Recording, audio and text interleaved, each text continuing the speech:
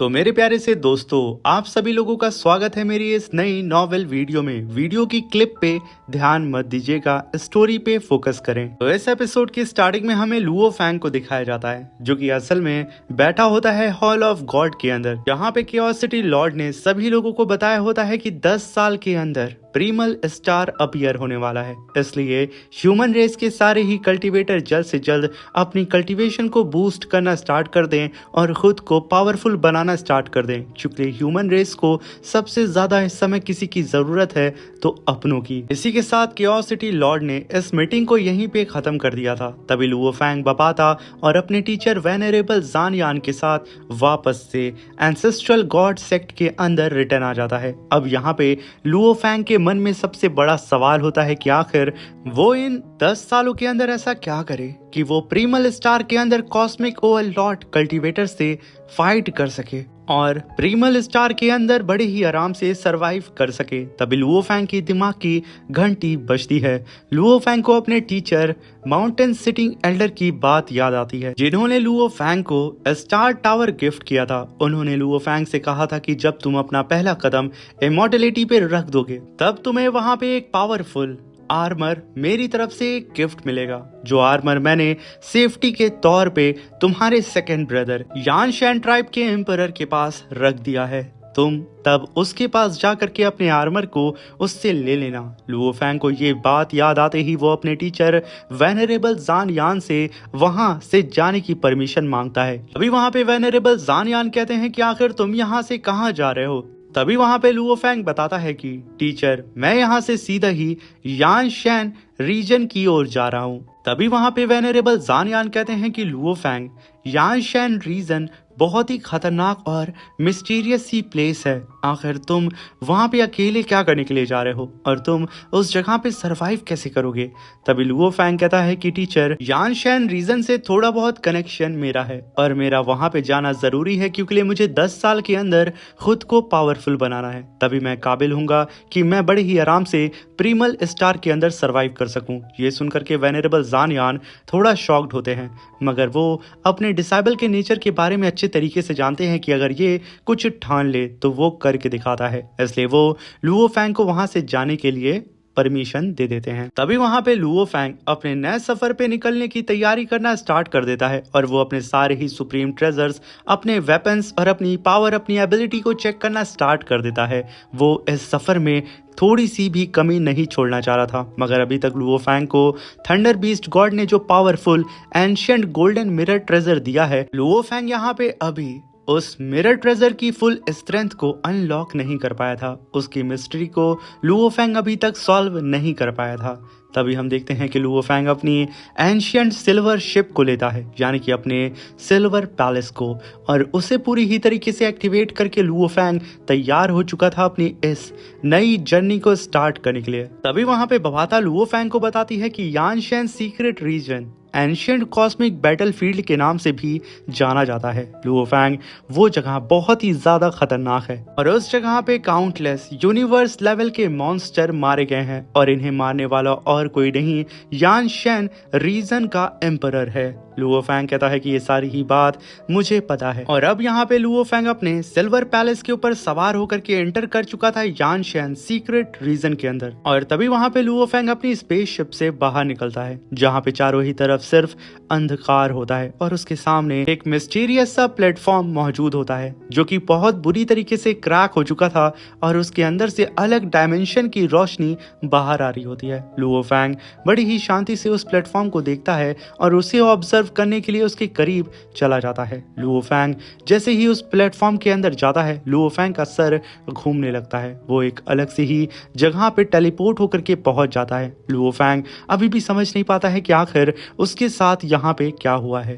तभी हम वहां पे जानते हैं कि लुओ फैंग यान शैन सीक्रेट रीजन के फर्स्ट ट्रायल के अंदर एंटर कर चुका था, जिस ट्रायल का नाम था इल्यूजन प्रेशर टेस्ट। और तभी हम देखते हैं कि लुओ फैंग को चारों ही तरफ से कई सारे पावरफुल एलियंस, कल्टीवेटर और साथ में कई सारे टाइटन कॉस्मिक बीस्ट आकर के लुओ फैंग को चारों ही तरफ से घेर लेते हैं। और कुछ पल के लिए यहाँ पे तो लुओ फैंग का यानशेन आर्मर उसकी बॉडी से निकल चुका था। लुओ फैंग को यहाँ पे समझ नहीं आता है कि आखिर उसके साथ यहाँ पे क्या हो रहा है, क्योंकि लुओ फैंग अब एक इल्यूजन डोमेन के अंदर फंस चुका था। लुओ फैंग को कुछ पल के लिए अपने फैमिली के मेंबर, अपने लोग नजर आने लगते हैं और इस चीज को देख करके बबाता और उसके दोस्त एकदम घबरा रहे होते हैं कि आखिर किस नर्क के अंदर लुओ फैंग उन सब को लेकर के आ चुका है, क्योंकि उन लोगों के सामने कोई भी हल्का फुल्का कल्टीवेटर तो नजर ही नहीं आ रहा था। सबके सब कॉस्मिक ओवरलॉर्ड लेवल के कल्टीवेटर होते हैं या फिर उनकी स्ट्रेंथ उस लेवल तक की होती है, मगर फिर भी यहाँ पे लुओ फैंग उन सब से भिड़ने के लिए बिल्कुल तैयार होता है। और वहीं पे ह्यूमन रेस के जो सबसे ज्यादा पावरफुल कल्टीवेटर होते हैं, जैसे कि लुओ फैंग के टीचर क्यूरियोसिटी लॉर्ड और बाकी अदर पावरफुल कल्टीवेटर, वो सब भी इस समय लुओ फैंग के ऊपर नजर बना के रखे थे, क्योंकि यहाँ पे फिलहाल कोई भी नहीं चाह रहा होता है कि लुओ फैंग को कुछ भी हो, क्योंकि लुओ फैंग ह्यूमन रेस का एक इम्पॉर्टेंट पर्सन था।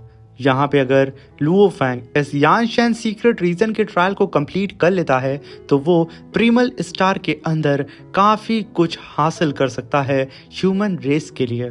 तभी हम लुओ फैंग को देखते हैं जो कि चारों ही तरफ जाइंट कॉस्मिक टाइटन बीस्ट से घिर चुका था और कई सारे पावरफुल स्ट्रॉन्ग वॉरियर से भी लुओ फैंग घिर चुका था, जो कि ज्यादातर कॉस्मिक ओवरलॉर्ड होते हैं और कुछ के पास तो उस लेवल की स्ट्रेंथ होती है। लुओ फैंग अपनी स्वॉर्ड को बाहर निकाल करके उन सब से लड़ने के लिए बिल्कुल तैयार हो चुका था, जहां पे उसके सामने अनगिनत एनिमीज मौजूद होते हैं, मगर फिर भी लुओ फैंग घबराता नहीं है। और तभी पहली बार हम यानशेन सीक्रेट रीजन के लॉर्ड फायर एम्परर को देखते हैं, जो कि इस ट्रायल को एक्टिवेट करते हुए कहता है कि थर्ड ब्रदर, मैं यहाँ पे देखना चाहता हूँ कि आखिर तुम्हारे अंदर कितनी पोटेंशियल है। तभी लुओ फैंग का यहाँ पे ट्रायल स्टार्ट हो जाता है। अब यहाँ पे लुओ फैंग अपनी स्वॉर्ड को लेकर के अपने सामने मौजूद कई सारे पावरफुल कल्टीवेटर और कई सारे टाइटन कॉस्मिक बीस्ट को खत्म करते हुए जा रहा होता है, मगर तभी वहां पे लुओ फैंग को एक पावरफुल रोर की आवाज सुनाई देती है और तभी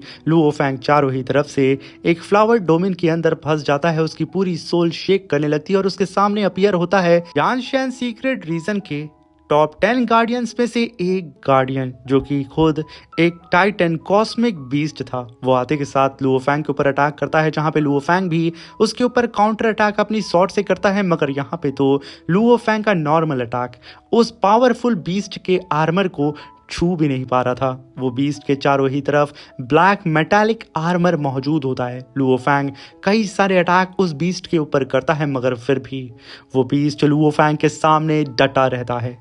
अब यहाँ पे लुओ फैंग को समझ में आ चुका था कि यहाँ पे नॉर्मल अटैक से कुछ भी नहीं होने वाला है, इसलिए लुओ फैंग अपनी मून सीक्रेट टेक्निक को परफॉर्म करके काफी पावरफुल मल्टीपल स्लैश अटैक उस जाइंट से ब्लैक बीस्ट के ऊपर करता है, मगर फिर भी यहाँ पे उस बीस्ट का बाल भी बाका नहीं होता है। तभी वहां पे लुओ फैंग के ऊपर वो बीस्ट ग्रेविटी प्रेशर लगा करके उसे सप्रेस करने लगता है, जहां पे लुओ फैंग के ऊपर 100 गुना ज्यादा ग्रेविटी प्रेशर लग रहा होता है।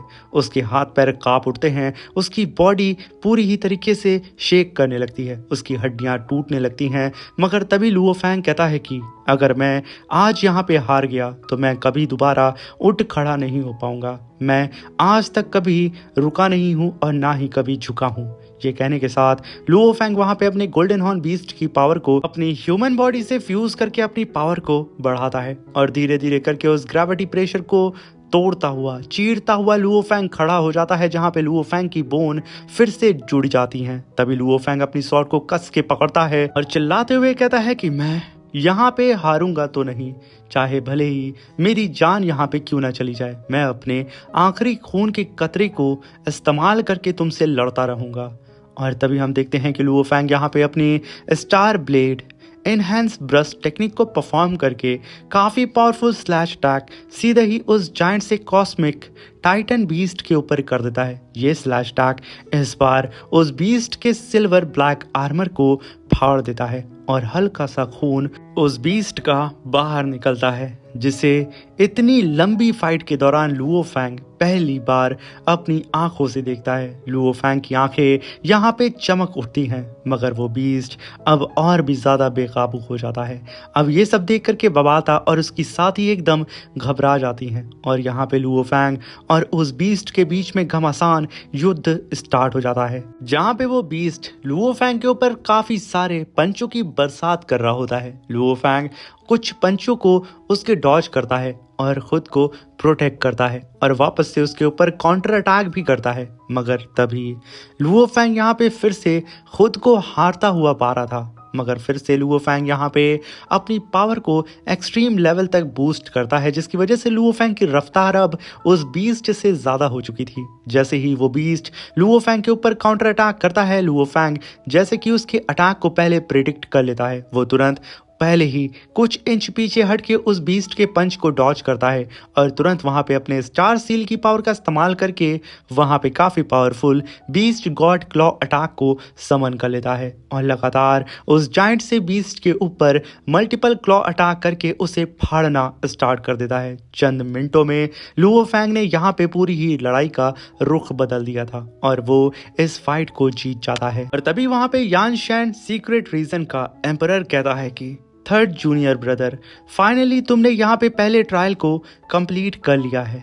तभी हम देखते हैं कि लुओ फैंग के सामने फिर से एक सीढ़ी अपीयर होती है और उसके सामने अपीयर हो जाता है ट्रायल 2 और इसका नाम होता है इन्फिनिटी माइंड डोमेन। और तभी वहां पे नैरेटर की आवाज हमें सुनाई देती है, जो कि कहता है कि ये पहला ट्रायल था, trial of the star tower illusion. तुम्हारा स्टेप 1 कंप्लीट होता है और अब बारी है स्टेप 2 की, जहां पे लुओ फैंग का आमना सामना होने वाला है सबसे बड़े दुश्मन से, जिस दुश्मन को तो कोई भी हरा नहीं सकता है, और वो दुश्मन है खुद का अंधकार। और इन सारी ही चीजों को बहुत ही बारीकी से ऑब्जर्व कर रहा होता है यान शैन सीक्रेट रीजन का एम्परर और साथ में लुओ फैंग का सेकंड सीनियर ब्रदर। वो हर एक चाल, हर एक सोच पे लुओ फैंग की नजर रख रहा होता है। और इसी के साथ मेरे प्यारे से दोस्तों, ये नॉवेल वीडियो यहाँ पे खत्म होती है। अगर वीडियो अच्छी लगी हो तो प्लीज चैनल को लाइक शेयर सब्सक्राइब करके हमें सपोर्ट करें। और अगर आप इसकी नेक्स्ट नॉवेल वीडियो सबसे जल्दी देखना चाहते हैं तो जल्दी से जल्दी 1K लाइक को कंप्लीट कर दें। मैं इसकी नेक्स्ट नॉवेल वीडियो को अपलोड कर दूंगा कि आखिर किस तरीके से लुओ फैंग अपने लेजेंडरी आर्मर को अचीव करता है, किस किस मुश्किलों से लुओ फैंग गुजरता है। मैं आशा करता हूं कि आप सभी लोग इस वीडियो को ज़्यादा से ज़्यादा शेयर करके हमारे चैनल को ग्रो होने में हमारी मदद करेंगे। Thank you for watching. Bye bye, take care.